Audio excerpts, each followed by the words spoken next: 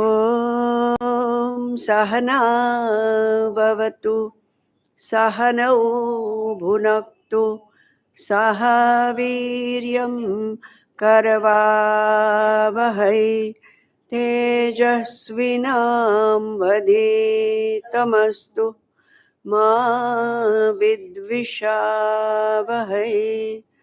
ॐ शान्तिः शान्तिः शान्तिः।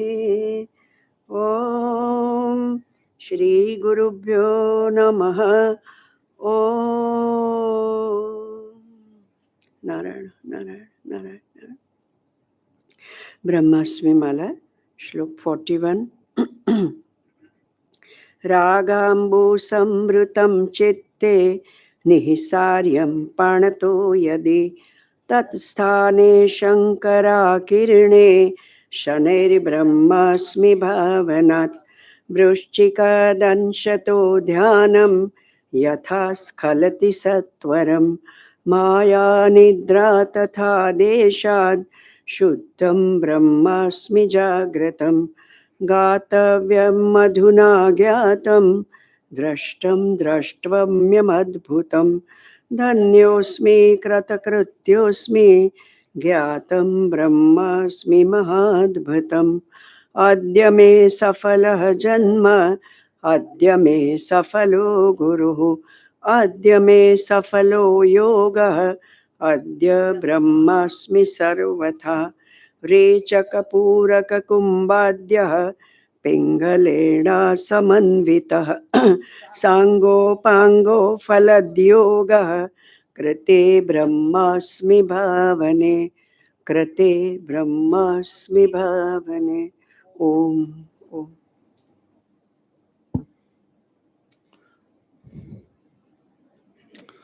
ॐ यो ब्रह्माणं विदधाति पूर्वं यो वै वेदांश्च प्रहिणोति तस्मै तं हदेवमात्मबुद्धिप्रकाशम् मुमुक्षुर्वै शरणमहं प्रपद्ये मुमुक्षुर्वै शरणमहं प्रपद्ये। ॐ शान्तिः शान्तिः शान्तिः। शङ्करं शङ्कराचार्यं केशवं बादरायणं सूत्रभाष्यकृतौ वन्दे भगवन्तौ पुनः पुनः। ईश्वरो गुरुरात्मेति मूर्तिभेदविभागिने व्योमवद्व्याप्तदेहाय दक्षिणामूर्तये नमः। ॐ शान्तिः शान्तिः शान्तिः। नारायणसमारम्भां श्रीशङ्कराचार्यमध्यमाम् अस्मदाचार्यपर्यन्तां वन्दे गुरुपरम्पराम् वन्दे गुरुपरम्पराम्। ॐ शान्तिः शान्तिः शान्तिः।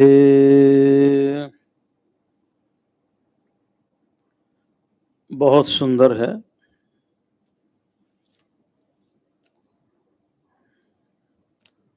भगवान दत्तात्रेय के 24 गुरु,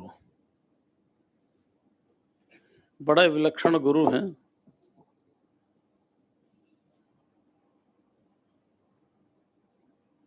और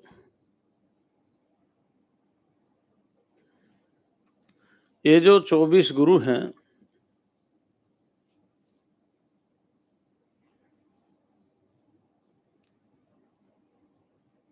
इन्होंने कोई दत्तात्रेय को मंत्र दीक्षा नहीं दी।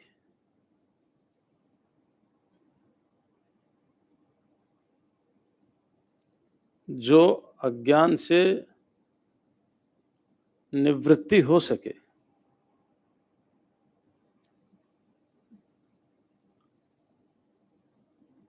गुरु के लिए शास्त्रों में कहा गया है, धर्मज्ञो धर्मकर्ता च सदा धर्म परायणः तत्वेभ्य शास्त्रार्थ आदेश को गुरु उच्यते। गुरु कैसा होना चाहिए? धर्मज्ञ, धर्म को जानने वाला है। धर्म क्या है? महर्षि वेदव्यास ने कहा, ऊर्ध्वबाहु विरोमेश न कश्चित् शृणोति मे परोपकारः पुण्याय पापाय परपीडनम। भगवान व्यास की बात कोई नहीं सुन रहा तो हमारी आपकी कहाँ से सुनेंगे? अगर कोई सुन ले तो सौभाग्यशाली हम हैं। वो कह रहे मैं दोनों हाथ जोड़ करके और हाथ ऊपर करके कह रहा हूं, लेकिन कोई मेरी सुन नहीं रहा। परोपकार से पुण्य मिलता है, पर पीड़ा से पाप मिलता है। अब देखो परोपकार क्या है और पर पीड़ा क्या है? बड़ा विलक्षण है ये। पर माने हमसे भिन्न, क्योंकि अभी हम ब्रह्मज्ञानी नहीं हुए। जब तक ब्रह्मज्ञानी नहीं हुए तब तक द्वैत में रह रहे हैं। और उपकार माने उनके लिए कुछ करना। हमारे शास्त्रों में पंच महायज्ञ का जो विधान था, वो अब तो पता नहीं क्या स्थिति है। पहले 5 पाप होते थे। कौन कौन से? झाड़ू लगाते थे तो एक पाप होता था। अभी पता नहीं आजकल वो पाप होता है नहीं होता मालूम नहीं। कलयुग है ना, फर्क पड़ गया हो, पुण्य हो गया हो। क्योंकि झाड़ू लगाते समय कीड़ी मकोड़े मरते ही थे। चक्की पीसते समय एक पाप होता था। चूल्हा जलाते समय एक पाप होता था। अब अगर आप चूल्हा जलाओगे, उसमें लकड़ी डालोगे तो उसमें कोई ना कोई लकड़ी तो घुन लगी हुई आ ही जाएगी ना। पानी भरते समय एक पाप होता था। पानी कुएं से लाते थे, रखते थे, साफ सफाई करते थे, कुछ न कुछ उसमें हिंसा होती थी। खेती करते समय भी पाप होता था, है ना। और ऐसे पाप थे जिसके बिना हम रह नहीं सकते। उनके प्रायश्चित के लिए पंच महायज्ञों में से एक यज्ञ है दैव यज्ञ। अग्निहोत्र हम उसको बोलते हैं। अग्निहोत्र में वातावरण शुद्ध होता है, जीवों को फिर से ऊर्जा मिलती है और नई सृष्टि करने के लिए जीवों में विद्यमानता रहती है। वातावरण शुद्ध होता है, पवित्र होता है। आज जो सबसे ज्यादा हमें चिंता है वो क्या है? वाटर पॉल्यूटेड है, एयर पॉल्यूटेड है, अर्थ पॉल्यूटेड है और साउंड यानी आकाश वो भी पॉल्यूटेड है। 5 तत्वों में से 4 तत्व दूषित हैं। एक ही तत्व ऐसा है जो सभी दूषण को खत्म कर देता है। वो कौन सा है? अग्नि तत्व। इसलिए परोपकार के लिए ही हमारा जीवन हो, अपने लिए भी हमारा जीवन हो, और अपने लिए और परोपकार के लिए जी करके हम परमार्थ को प्राप्त कर सकें, वो एक धर्म है। धर्म की व्याख्या हमारे शास्त्रों में बहुत विस्तार से दी है, उन सब की हम यहाँ चर्चा नहीं करेंगे, क्योंकि जो भी हमारा कल्याण जिसमें भी होता हो उसको धारण करने का नाम धर्म है। महर्षि वैशेषिक ने कणाद ने, महर्षि कणाद ने वैशेषिक दर्शन का दूसरा सूत्र है, यतः अभ्युदय निःश्रेष सिद्धि सधर्म। जिससे अभ्युदय हो यानी लौकिक उन्नति हो, और निःश्रेष माने आत्मज्ञान हो, जिसको करने से संसारिक उन्नति भी हो और आत्मज्ञान भी हो, उसका नाम धर्म है। अब जब आत्मज्ञान की बात करेंगे तो संसार में उन्नति करने के लिए हमें सत्कर्म ही करना होगा, अथवा माता पिता आचार्य की सेवा करना धर्म है, जीव जंतुओं की सेवा करना धर्म है। इसके लिए पंच महायज्ञों में एक यज्ञ बलि वैश्वदेव यज्ञ, क्या नाम उसका पढ़ा होगा ना? बलि माने देना, बलि माने देना। हम कुत्तों को रोटी देते हैं, पक्षियों को दाना डालते हैं। मेरे यहाँ तो कम से कम नहीं तो 5 से 7 किलो अनाज डेली पक्षियों को डाला जाता है मेरे आश्रम में। मोर अभी मोर नाचेंगे तो कोई इस छत पर नाच रहा है, कोई इस छत पर नाच रहा है, 3-3 4-4 मोर एक साथ नाचते हैं। कबूतर वहां आते हैं, तोते वहां पर आते हैं, गौरैया वहां पर आती है, तरह तरह के पक्षी आते हैं। तो ये क्या है? इसको कहते हैं बलि वैश्वदेव यज्ञ। हमारे यहाँ परिंदा बोलते हैं उसको, आपके यहाँ पता नहीं क्या बोलते हैं। पक्षियों को पानी पीने के लिए पेड़ के ऊपर मिट्टी का पात्र रख करके पानी भरते हैं। अभी 5 परिंदे तो मैं ही लगा के आया हूं, और डेली पानी भरा जाता है उसमें। इसको कहते हैं बलि वैश्वदेव यज्ञ। क्या बोलते हैं? बलि वैश्वदेव यज्ञ। सारा विश्व के कल्याण हो, इसके लिए हमें पशु पक्षी सबकी आवश्यकता है। हम केवल अपने आप अपना जीवन नहीं जी सकते, ये धर्म कहलाता है। जो इस धर्म को जानता हो, और विष्णु सहस्त्रनाम में तो भगवान विष्णु का एक नाम धर्म है। क्या है? धर्म है। और वाल्मीकि रामायण में तो महर्षि वाल्मीकि कहते हैं, रामो विग्रहवान धर्मः। राम साक्षात विग्रहवान धर्म है। जो उस धर्म को जानता, भी हम ज्यादा व्याख्या नहीं कर रहे, जो उस धर्म को जानता हो वो गुरु के लक्षण है। तो ये जो 24 गुरु में तो सारे तो पृथ्वी तो धर्म जानती नहीं, इसमें तो चेतना है नहीं, फिर भी गुरु बनाया। क्यों बनाया, हम इसकी विस्तार से व्याख्या करेंगे। और धर्म करता चाहे केवल जानता ही ना हो, करता भी हो। जानता ही ना हो, धर्म का अनुसरण करने वाला भी हो, जिसके लिए उपनिषदों में कहा, यानी अस्माकम सुचरितानि तानि त्वय उपासितव्यानि नो वितराणि। तो धर्म करता भी हो, धर्म को करने वाला भी हो, जीवन में भी धर्म हो। नहीं तो पर उपदेश कुशल बहुतेरे।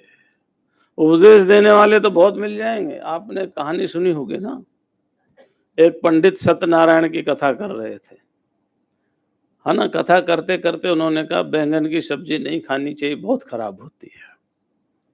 उसकी पत्नी ने बैंगन की सब्जी बना रखी थी। बैंगन, है ना, रिंगणा, है ना, रिंगणा घर में वही बना रखी थी। पत्नी भी संयोग से वहीं बैठी थी। वो आई और सारी सब्जी बाहर फेंक दी। आए पंडित जी, बोले सब्जी, बोला सब्जी तो बनाई थी बैंगन की, लेकिन आपने कहा बैंगन खाना नहीं चाहिए, अच्छा नहीं रहता, फिर वो फेंक दिया। पंडित जी बोले, रे वो दूसरों के लिए था, तेरे लिए थोड़ी था।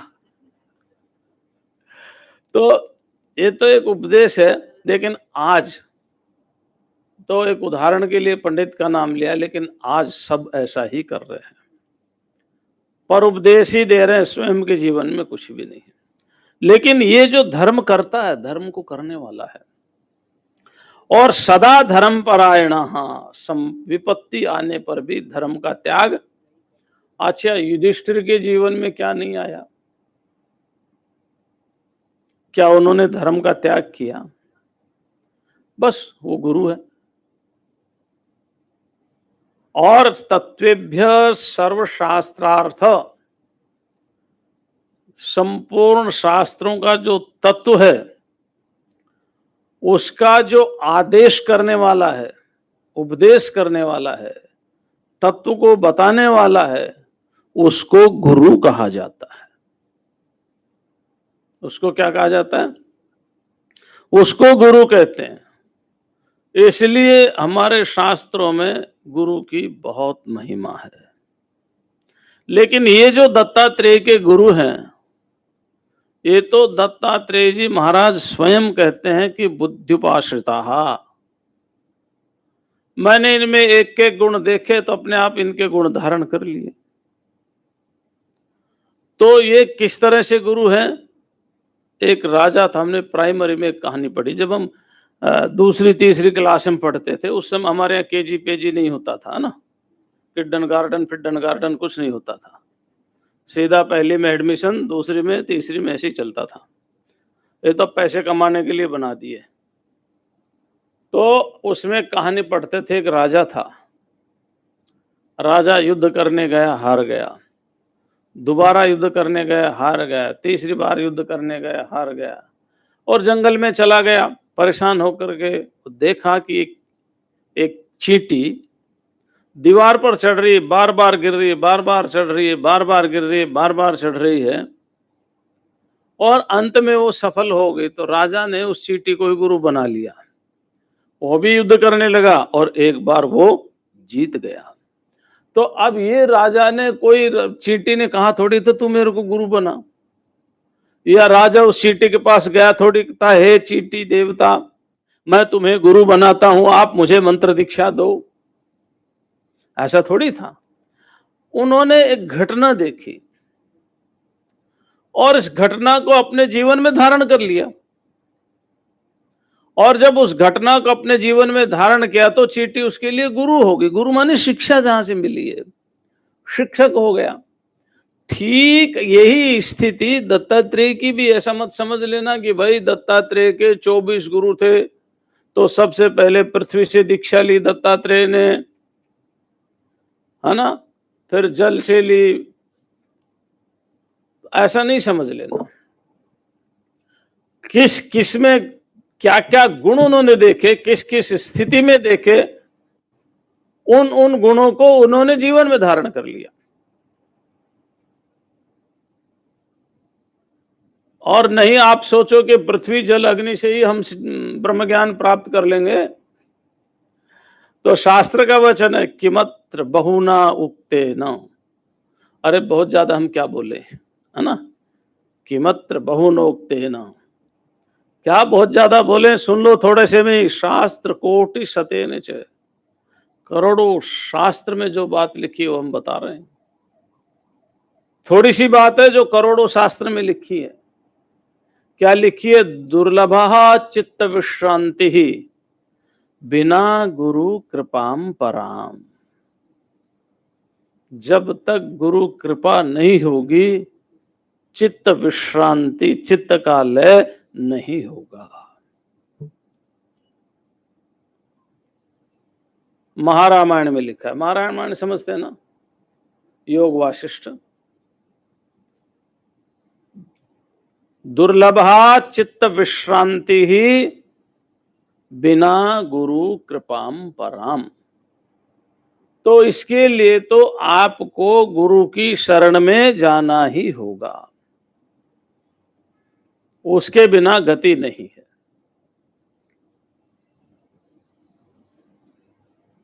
ध्यान रखना, एक चीज में किसी गुण को स्वीकार करना और मंत्र के द्वारा चिंतन करना भिन्न बात। दत्तात्रेय भगवान को किसी को गुरु बनाने की आवश्यकता नहीं थी, स्वयं सिद्ध थे। कपिल भगवान स्वयं सिद्ध थे, दुर्वासा स्वयं सिद्ध थे। अच्छा, दत्त इनका नाम था। क्या नाम था? दत्त इनका नाम था। और इनके पिता का नाम क्या था? हम भूल जाते हैं, आप बता दिया करो।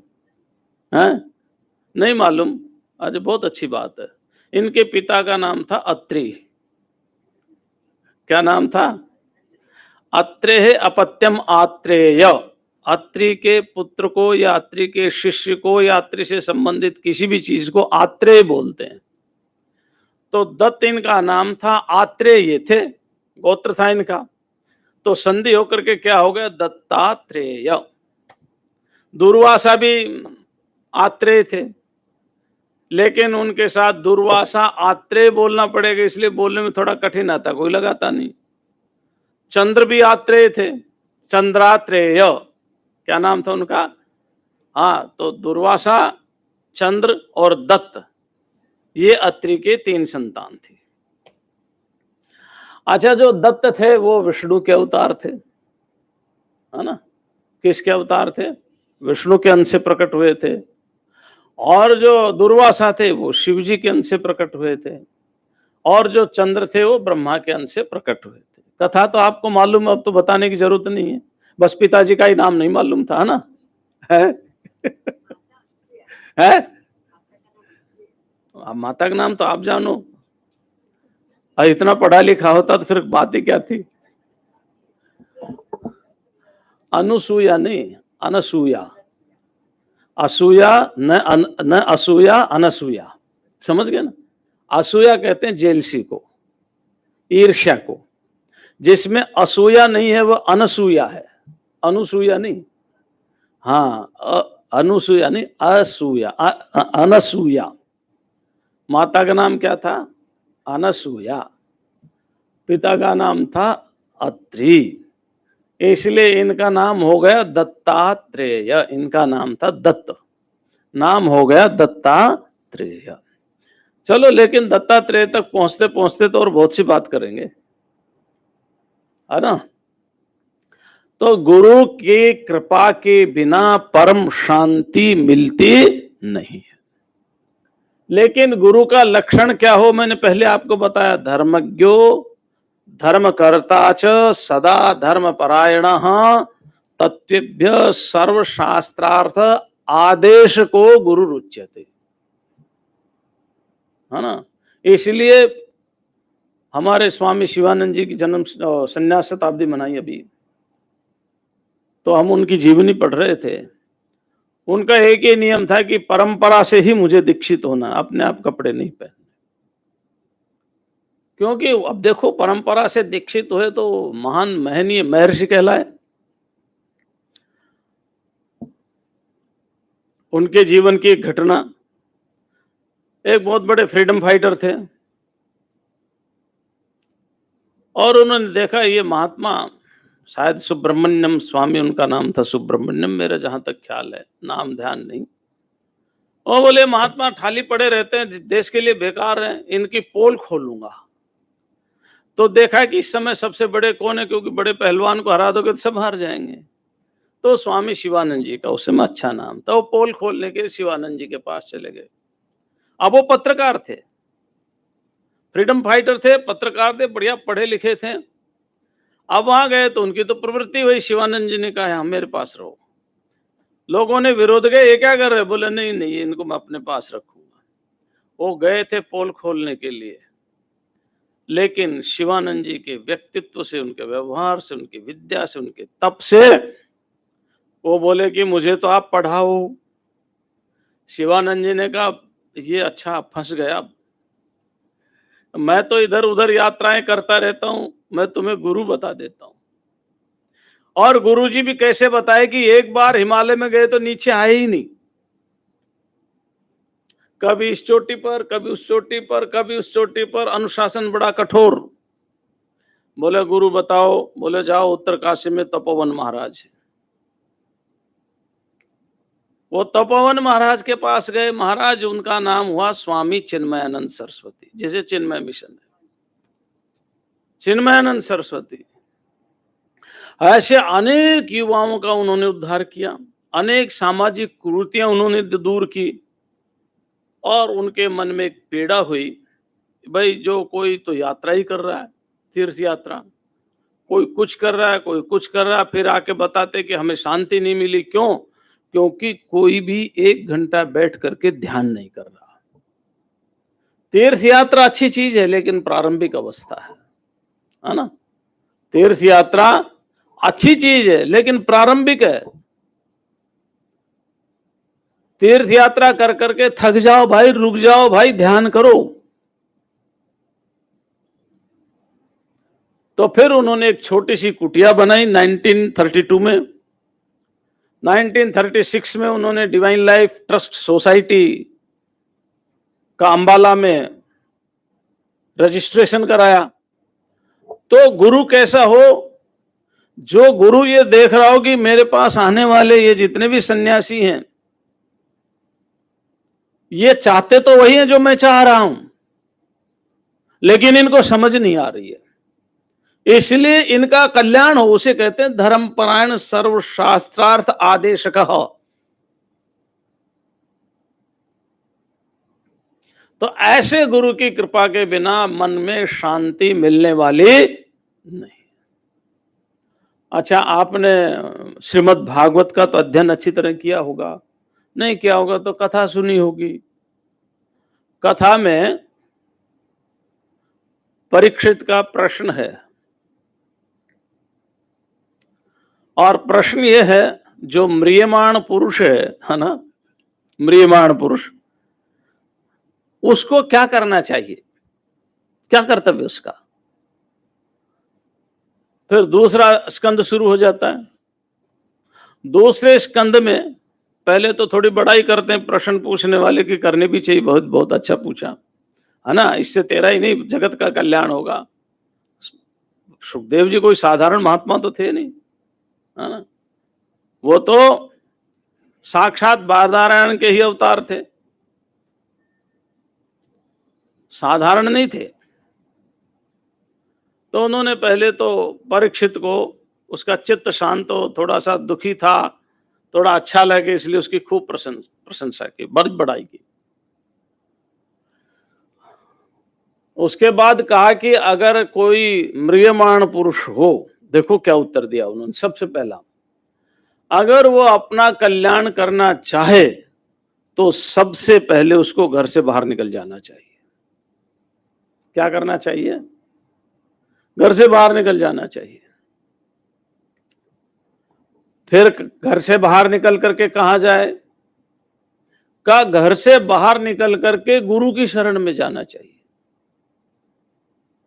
गुरु की शरण में जाकर के क्या करे? त्रिवृत अक्षर, त्रिवृत अक्षर समझते ना, प्रणव, वहां त्रिवृताक्षर लिखा हुआ है, उसका ध्यान करें, क्योंकि उस समय के गुरु यही उपदेश देते थे।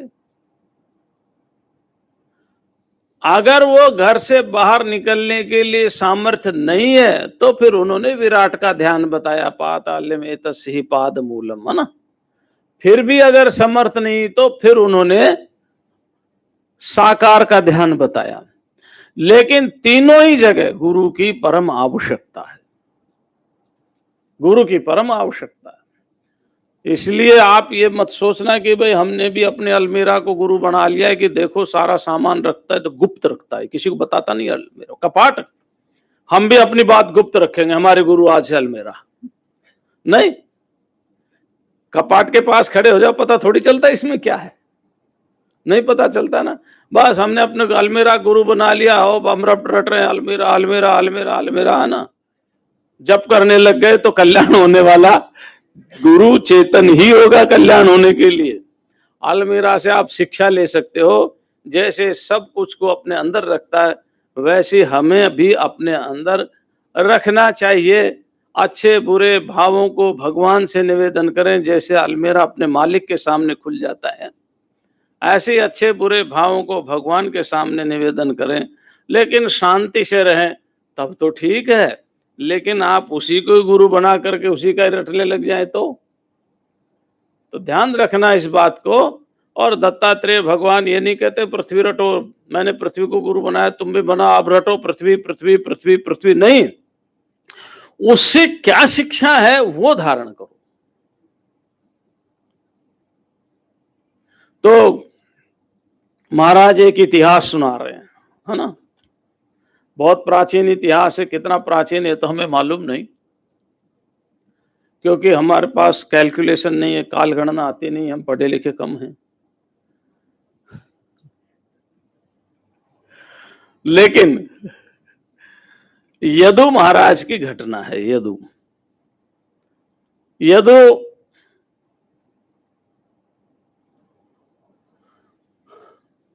एक राजा हुए। नहुष उनके पिता का नाम था। क्या नाम था? नहुष उनके पिता का नाम था। नहुष के दो पत्नियां थी।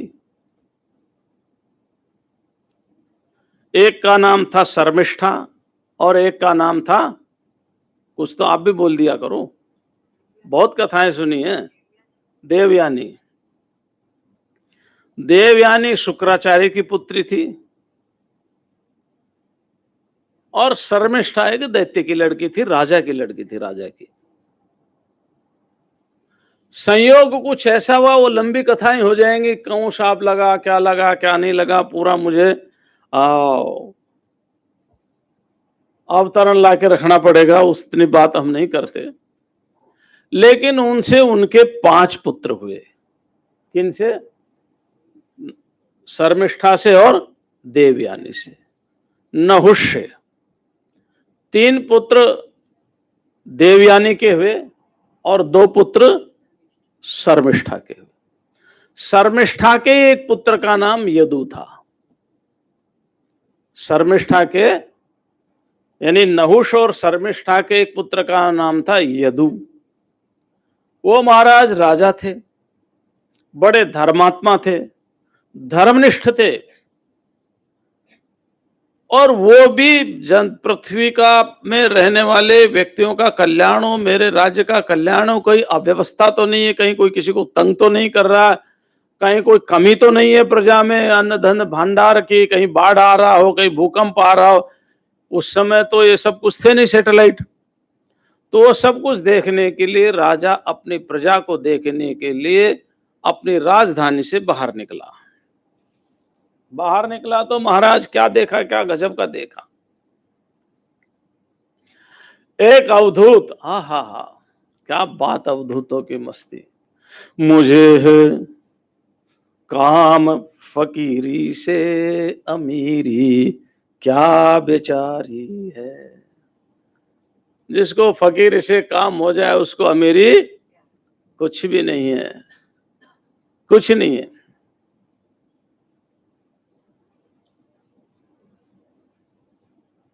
एक बार बाबर ने एक महात्मा को बुला लिया मथुरा से, फतेहपुर सीकरी। बड़ा प्रसिद्ध थे, अच्छे महात्मा थे। लौट करके आए तो पूछा कैसा रहा। वो कहते हैं, मुझे कहां सीकरी सो काम, मोहे कहां सीकरी, मैंने फतेहपुर सीकरी। आवत जावत पन्हैया टूटत, चप्पल आते जाते समय चप्पल और टूट जाती है। मोहे कहां सीकरी सो काम, आवत जावत पन्हैया टूटत, विसर जात हरि नाम। भगवान का नाम और भूल जाते, राजा और राजा करते रहो। तो साधुओं को किसी से कोई मतलब नहीं है। वो तो जिसको फकीरी का मजा आ गया ना, हा, क्या बात है। उसके सामने कुछ भी नहीं, कोई भी। इसलिए बड़े बड़े राजा भी घर परिवार छोड़ करके विचरण करते हैं और मिट्टी में लेटे हुए आराम से, आनंद से, बड़ी मस्ती से, रिष्ट पुष्ट शरीर। जैसे आप भागवत में पढ़ते हैं, किन के बारे में? अच्छा, नाम आप बताना, चेले का नाम मैं बता देता हूं, गुरु का नाम आप बताना। रहुगण को उपदेश दिया जिन्होंने, कुछ तो होमवर्क आपको भी होना चाहिए ना। क्या नाम था? अरे गजब हो गया भाई, हैं? जड़ भरत, है ना। थोड़ा थोड़ा होमवर्क मिलना चाहिए ना आप लोगों को। उनका कैसा वर्णन मिलता है? क्या गजब की बात है। और सुखदेव जी का भी वैसा ही वर्णन मिलता है। सुखदेव जी का भी वैसा ही वर्णन मिलता है, क्योंकि उनको चिंता तो होती नहीं, मस्त रहते हैं। हवा वायु का आहार ग्रहण करते हैं तो भी हट्टे कट्टे रहते हैं। ऐसे रिष्ट पुष्ट सुडोल शरीर, चेहरे में देदीप्यमान चेहरा, आह चमक रहा है, बढ़िया फर्स्ट क्लास, और वैसे मस्ती से लेटे हुए मुस्कुरा रहे, मंद मंद मुस्कान।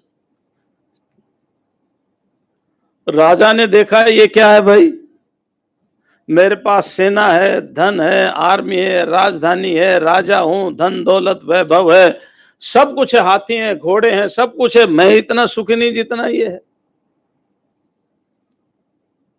मैं इतना सुखी नहीं जितना ये है। तो राजा उनके पास गए। अवधूतम द्विजम कच्चित,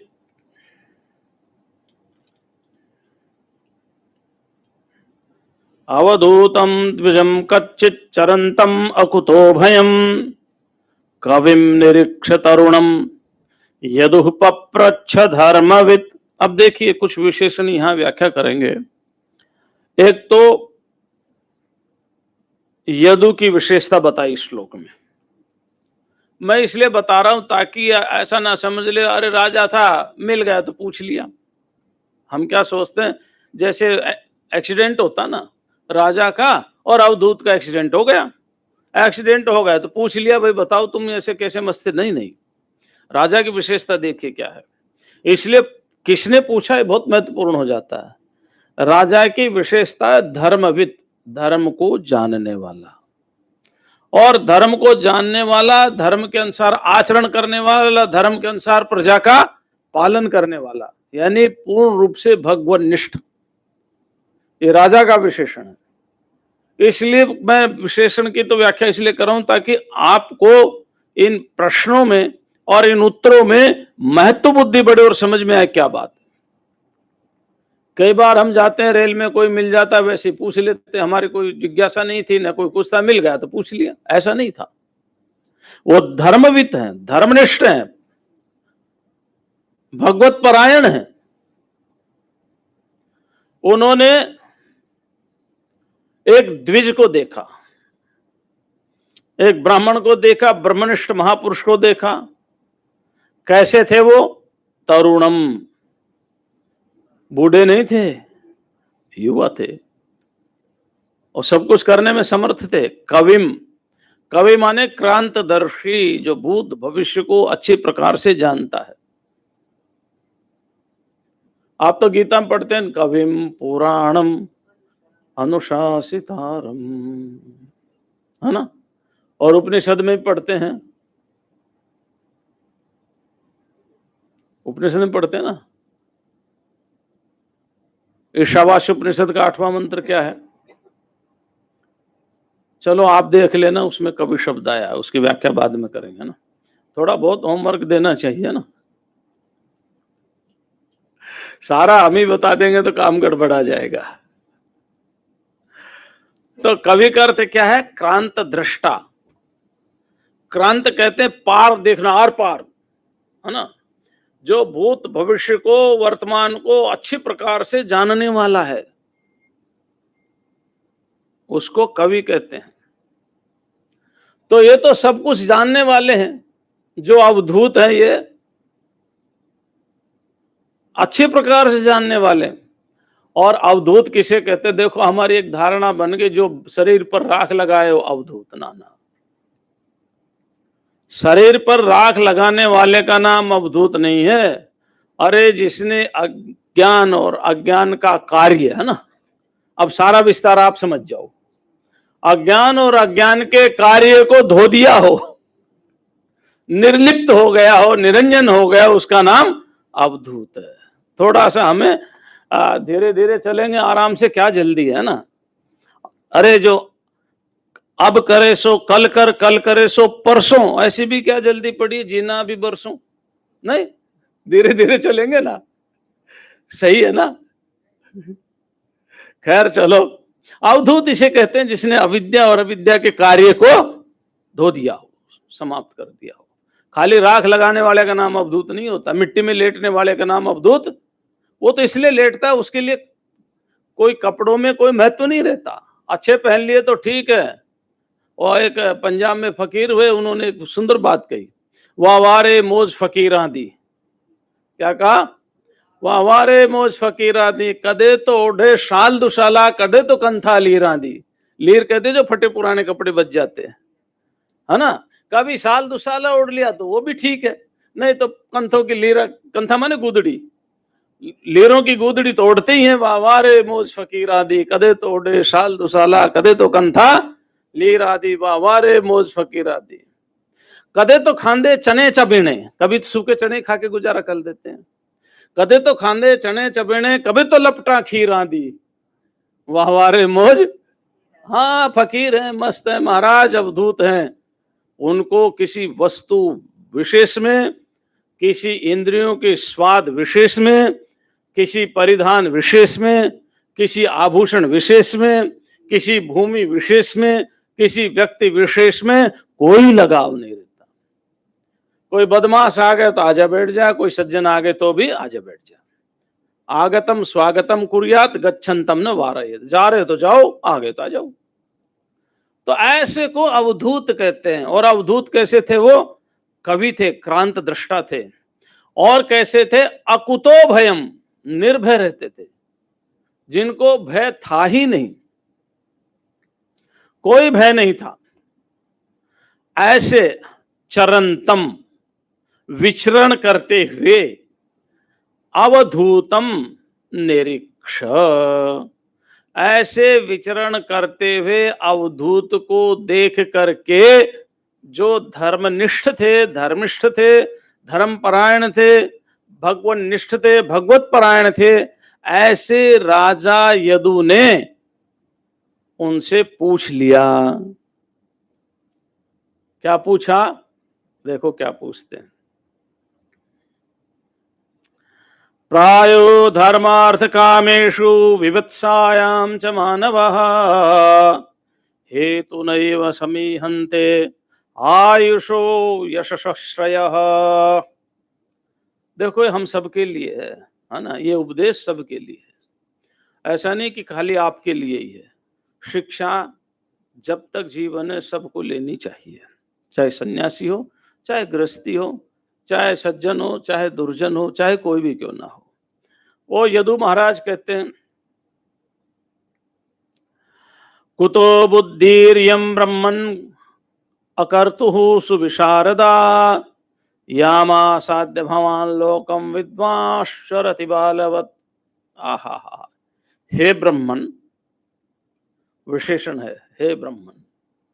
अकर्तुः, आप तो कुछ करते धरते हैं नहीं, कुछ नहीं करते। ये सुविशारदा बुद्धि कुतः, ये आपकी इतनी पवित्र बुद्धि, इतनी विशाल बुद्धि कहां से आई? आप करते तो कुछ है नहीं, लेटे रहते हैं, बस मस्त रहते हैं। फिर ये जो मस्ती की बुद्धि है, ये जो आनंद की बुद्धि है, ये जो निर्विकारता की बुद्धि है, निर्लेपता की बुद्धि है, ये जो असंगता की बुद्धि है, ये आप में कहां से आई? जिसका आश्रय लेकर के आप इस पृथ्वी पर बालक के समान विचरण करते हैं। जैसे छोटा बालक निश्चिंत रहता, सांप आया तो उसको पकड़ लेगा, अग्नि आई तो उसको भी पकड़ लेगा, उसमें किसी में कोई गुण दोष नहीं है।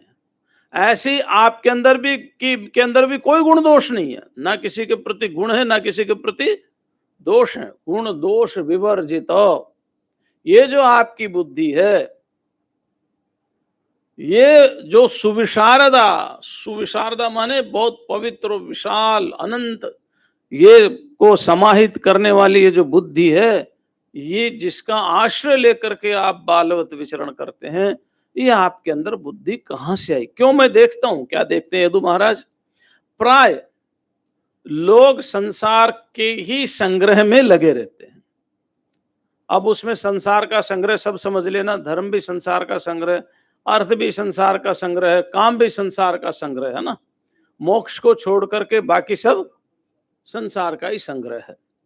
कोई पुण्य कमा रहा है, कोई अग्निष्टोम यज्ञ कर रहा है, कोई ज्योतिष्टोम यज्ञ कर रहा है ना। कोई दान दे रहा है, कोई चोरी कर रहा है, कोई डकैती डाल रहा है, कोई परोपकार कर रहा है, तो कोई परपीड़ा दे रहा है। लेकिन सब देख किस लिए रहे हैं कि हमें किसी न किसी तरह सुख मिले, और संसार को ही संग्रह करने में सारी दुनिया लगी रहती है। इसी संसार को संग्रह करने में अपने जो आयु है वो क्षीण करता है, अपना यश है वो क्षीण करता है, और अपनी श्री माने शोभा जो सत्कर्मों के द्वारा कमाई अर्जित की हुई है, अपना धन है, वो संसार को इकट्ठा करने में ही लगा देता है। अच्छा, हमारी आयु कैसे क्षीण हुई? ईमानदारी से देखना अपनी अपनी आयु। भगवान का ध्यान करने में क्षीण हुई है, या परिवार का भरण पोषण करने में क्षीण हुई है? भगवान का ध्यान करने में क्षीण हुई है, या परिवार के लिए सामग्री इकट्ठी करने में क्षीण हुई है? अपने लिए सामग्री इकट्ठी करने में क्षीण हुई है। प्राय, यहां लिखा प्राय, प्राय माने एक आध को छोड़ दो, सभी तो एक जैसे नहीं होते, क्योंकि सत्वगुण किसी में प्रधान होता है तो वो दूसरे के लिए भी जी लेता है और अपना आगे का रास्ता भी प्रशस्त कर लेता है। प्राय शब्द है, अर्थात ज्यादातर तो अपना जीवन, अपना यश और अपना धन संसार को ही इकट्ठा करने में व्यतीत कर देते हैं। और आप महाराज, ना आप कहीं यश के पीछे पड़ रहे, ना धन के पीछे पड़ रहे, ना संसार के पीछे पड़ रहे। इतनी विशाल बुद्धि कहां से आई? और ऐसा भी नहीं कि आप कुछ कर नहीं सकते। यदु महाराज कहते त्वम तु कल्पः, आप समर्थ हैं, सब कुछ करने में समर्थ हैं। इतनी आपके अंदर आभा है, प्रभा है, बुद्धि है, शक्ति है, युवा है। ऐसा भी नहीं बूढ़े हो गए चले नहीं जा रहे। वृद्धो याति गृहीत्वा दंडम, ऐसा तो है नहीं। अंगम गलितम पलितम मुंडम की स्थिति तो आपकी है नहीं। आप तो युवा हैं, शक्ति है, बुद्धि है, सब कुछ है। त्वम तु कल्प्यः, समर्थ हैं। और कवि ही, कवि माने आप अच्छा और बुरा, कर्तव्य और अकर्तव्य, हित और अहित, क्या करना है और क्या नहीं करना है, इस बात को अच्छी तरह से जानते हैं। समझ गए ना? अच्छी तरह से जानते हैं।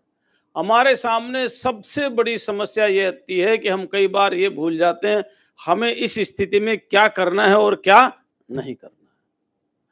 पुत्र मोह में, पति मोह में, पत्नी मोह में, संपत्ति के मोह में हम कई बार न करने योग्य बात कर देते हैं और करने योग्य को छोड़ देते हैं। तो ये बहुत सी बार होता है, क्योंकि संसार है, ऐसे ही चलता है। तो आप तो अच्छी तरह से जानते, कवि हैं और दक्षः, you are very perfect person, है ना? आप तो दक्ष है, हर चीज में कुशल है। ऐसा नहीं कि आप कुछ कर नहीं सकते, जानते नहीं, नहीं, आप दक्ष हैं। सुभगः, सुंदर है भाग्य जिसका, भाग्यशाली भी है। अरे भाग्यशाली नहीं होते तो इतने आनंद में थोड़ी या मिट्टी में लेटते। आप भी रोते, दुखी होते, आंखों में आंसू होता, आप मेरे जैसे राजा को देख करके दौड़ करके पैरों में पड़ते। ये तो आपका भाग्य है कि मेरा जैसा राजा आपके पैरों में पड़ रहा है। कालिदास ने बहुत सुंदर बात कही। कालिदास ने बहुत सुंदर बात कही। क्या कहा कि पार्वती जी तपस्या कर रही थी, है ना?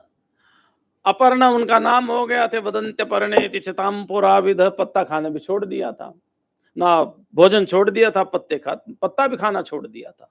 पत्ता खाना छोड़ दिया तो उनका नाम अपर्णा हो गया। पर्ण कहते हैं पत्तों को, पेड़ के पत्तों। तो बहुत कठोर तपस्या हुई, तो शिव जी ने स्वयं ही ब्रह्मचारी का रूप धारण किया, और ब्रह्मचारी का रूप धारण करके और उनकी परीक्षा लेने के लिए वो आ गए। और आकर के कुशल क्षेम पूछा, बहुत कुछ हुआ। तो एक श्लोक जो यहाँ के हिसाब से मैं बता रहा हूं, वो कहते हैं द्वयम गतम संप्रति शोचनीयताम। भाई तुम्हारी बड़ी दयनीय दशा हो गई। क्यों? अरे तुम किसको चाह रही हो? उसकी स्थिति तो देखो। वपुर विरूपाक्षम अलक्ष जनमनः दिगंबरत्वेन निवेदितं वसु वरेषु बाल मृगाक्ष यद मृग्यते तदस्ति किमपि वस्तु। अरे वपु विरूपाक्ष, कुरूप शरीर है, कुरूप। अच्छा एक बात बताओ, शिव जी का शरीर कुरूप है क्या? क्यों भाई? किसी के 2 हाथ की जगह 3 हाथ हो जाए तो क्या कहेंगे? 2 पैर की जगह 3 पैर हो जाए तो कुरूप हुआ है नहीं हुआ? और उनकी 2 आंख की जगह कितनी आंख हो गई? 3 आंख हो गई ना, कुरूप नहीं हुआ? वपुर विरूपाक्षम अलक्ष्य जन्म, जन्म का पता नहीं, उसके माँ बाप का पता नहीं। दिगंबरत्वेन निवेदितम वसु, कपड़े हैं नहीं से पता चलता है कितने धनी हैं। तो तुम्हारा सौभाग्य खत्म हो गया। कहां भाग्य तुम्हारा? खैर चलो, पार्वती जी ने जो उत्तर दिया वो उत्तर दिया, है ना? तो पार्वती ने जो उत्तर दिया वो ये कहा कि तुम शिव जी के बारे में ब्रह्मचारी कुछ नहीं जान सकते। अरे जब वो विचरण करते हैं और इंद्र, वरुण, स्वयं कुबेर आदि बड़े बड़े देवता उनको देख करके भी जब दंडवत प्रणाम करते हैं, उनके पैरों में गिर जाते हैं, तो पता चलता है कि कौन धनी है और कौन निर्धन है। मैं आपके पैरों में गिर रहा हूं, इसलिए भाग्य आपका अच्छा है, मेरा अच्छा है, यही पता चल रहा है। राजा कह रहे हैं सुभगः, आप तो बहुत भाग्यशाली हैं।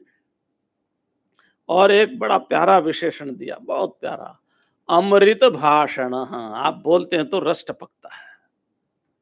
जब आप बोलते हैं तो क्या होता है? आहा, रस टपकता, आनंद आता है। ऐसा लगता है आपको सुनते ही रहें, सुनते ही रहें, सुनते ही रहें। कभी भी देखो, कभी किसी ब्रह्मवेत्ता महापुरुष का कभी सत्संग किया नहीं किया मुझे मालूम नहीं, हमने किया तो उनकी वाणी बहुत मधुर होती है, बहुत सरल भी होती है और बहुत धीरे भी होती है। और किसी बात को ऐसा कह जाएंगे, वो कोई शास्त्र का उदाहरण नहीं देते, श्लोक नहीं बोलते। विद्वान होकर के भी, शास्त्रज्ञ होकर के भी, सब कुछ होकर के भी उनके अंदर से जो निकलता है वो बोलते रहते, बोलते रहते, बोलते रहते। एक बार एक महात्मा थे, बड़े अच्छे, चुनाव चल रहा था जैसे अभी चल रहा है। एक नेता उनके पास पहुंच गए, उन्होंने लठ उठा लिया, बोला नालायक, 5 साल तक चोरी करते हो, भ्रष्टाचारी करते हो और बहुत कुछ कहा, और अब आशीर्वाद लेने के लिए भाग जाए यहां से।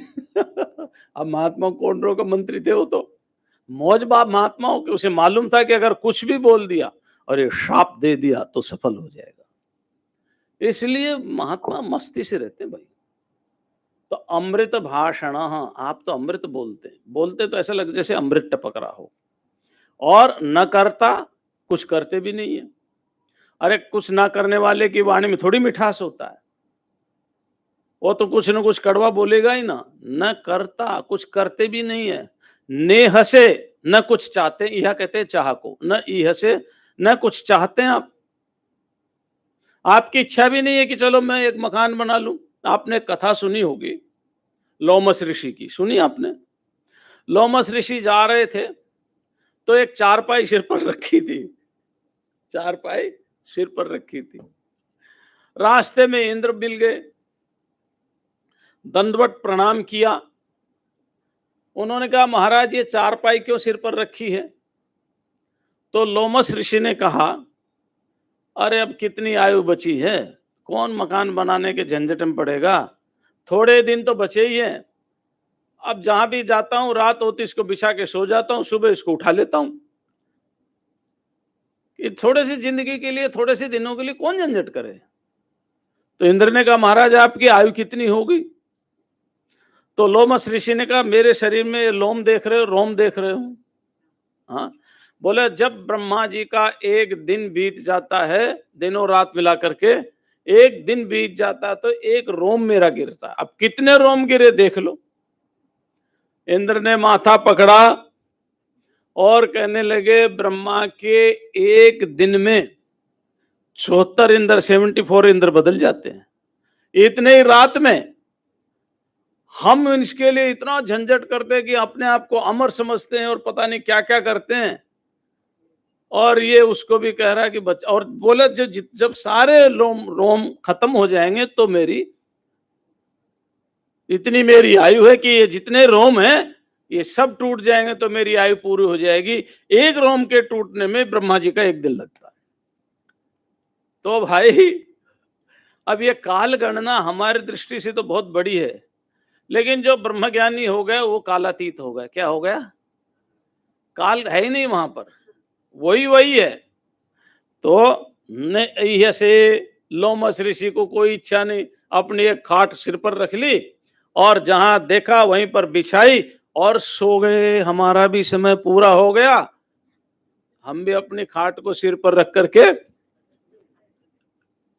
चलते हैं। किंचित जड़ो उन्मत्त पिशाचवत, जड़वत उन्मत्त पिशाचवत, 3 विशेषण दिए, इनकी व्याख्या कल करेंगे। अभी समय हो गया, आज इतना ही। ओम शांति शांति शांति। ओम। पूज्य महाराज जी के पुनीत श्री चरणों में वंदन।